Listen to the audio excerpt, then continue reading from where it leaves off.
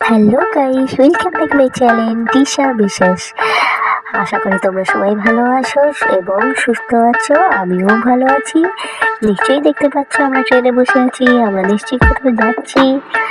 বলো তো আমরা কোথায় যাচ্ছি? গেট থেকে নিশ্চয়ই তোমরা অনুমান করতে পেরেছো। হ্যাঁ, একদম ঠিকই। আমরা যাচ্ছি তাজমহল দেখতে। তাজমহলের ভেতরে এত সুন্দর কাজ, তা দেখলে চোখ ধাঁধিয়ে যাবে।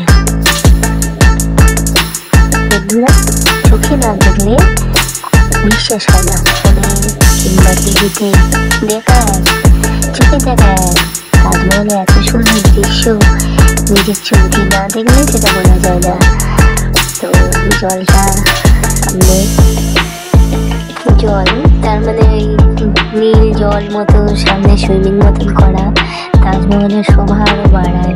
পৃথিবী হচ্ছে সপ্তম আশ্চর্য তাজমহল। তো আমার তো খুবই ভালো লেগেছে এই জায়গাটা। চোখে না দেখে বন্ধুরা একদম বিশ্বাস হয় না। পাশে যমুনা নদী পাশ থেকে বয়ে গেছে। আমরা এখানে অনেকক্ষণ ছিলাম, অনেক মজা করেছি। এবার এখান থেকে বেরিয়ে পড়লাম ফতেপুর সিক্রিতে।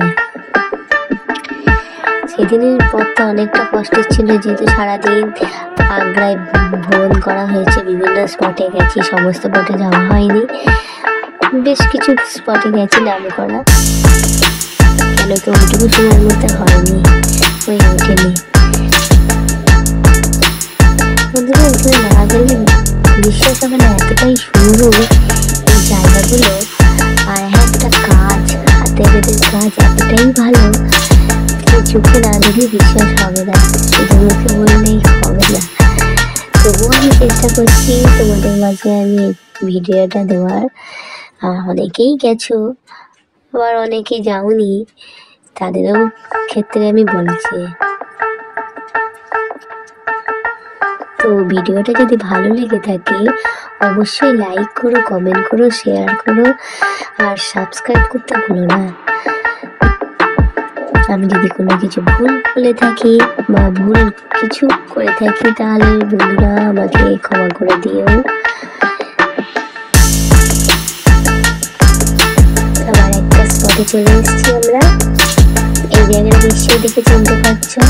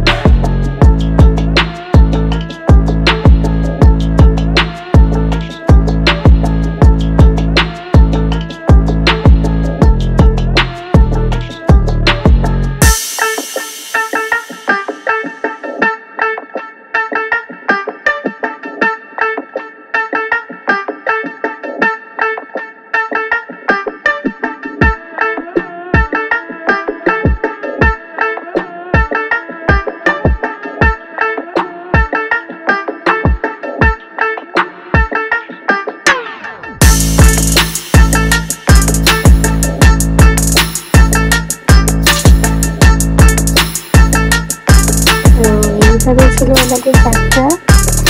তো এটাই লাস্ট স্পট ছিল। এখান থেকে এবার আমরা বেরিয়ে পড়বো। তো বন্ধুরা, আরো ভিডিও আমি তোমাদের সাথে শেয়ার করবো। তোমরা আমার সঙ্গে থেকো, পাশে থেকো আর আমায় সাপোর্ট করো। আমি ঠিক সেভাবে কথা বলতে পারি না বা পারছি না, তাই দয়া করে আমায় ক্ষমা করে দিও। তো কেমন লাগলো ভিডিওটা আমায় একটু জানিও। Tata, by.